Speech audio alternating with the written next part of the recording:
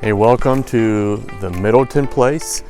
It is one of South Carolina's largest icons, if you will.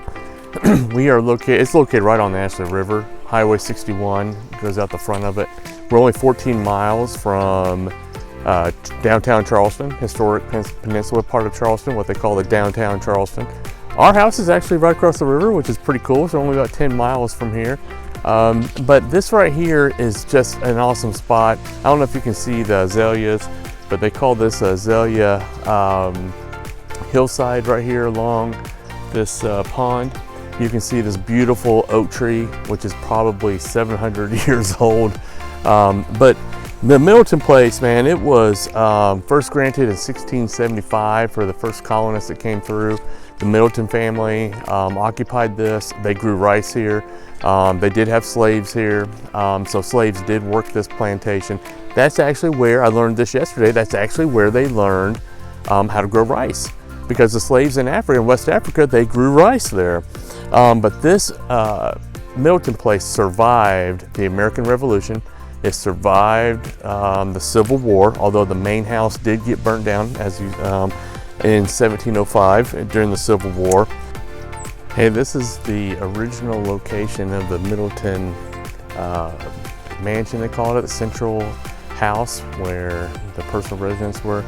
Now they estimate it was built in 1705, and it was burnt down during the Civil War by a New York regiment that came in, and they burned it down. But you can still see the ruins from it right there. And I'm going to turn this around and you can see the actual view from what their front door would be looking at. Isn't that beautiful? Right up there, Ashley River. You can see how easy access it was to bring supplies, send supplies out right there off the river. And they did have two, I guess you call them ships, that they would use to bring visitors in and send visitors out, go back over to England.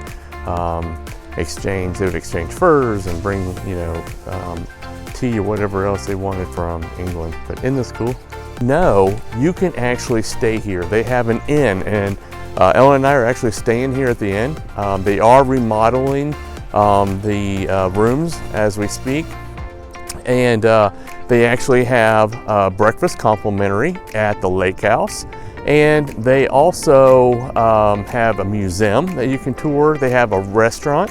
So we have reservations at the restaurant for this evening. And what else is cool is you can actually order a picnic basket and be able to come out here and eat with the traditional picnic style. Spread the blanket, get your bottle of wine, or you can have a beer and eat, have a picnic with that special someone. So Ellen and I are going to do that because we are celebrating her birthday. Her birthday is tomorrow, so that's what brought us here. But I just wanted to share that with you. There's also stables, so you'll see we're going to have horseback riding later. Ellen and I are going to do that in just a couple hours. And if you're lucky, you will get to see the Gulf Coast sheep. They do have sheep that roam around. We saw them briefly from the distance last night. Let me see if there's anything else I'm missing. But yeah, just a lot of history. They have volunteers here that will be glad to share with you. They also have programs where you can listen. We listened to Mr. Tom tell us about a lot of the slave history and the history of the owners from last night, from right up there by the ruins of the house. And the title of that was Beyond the Fields.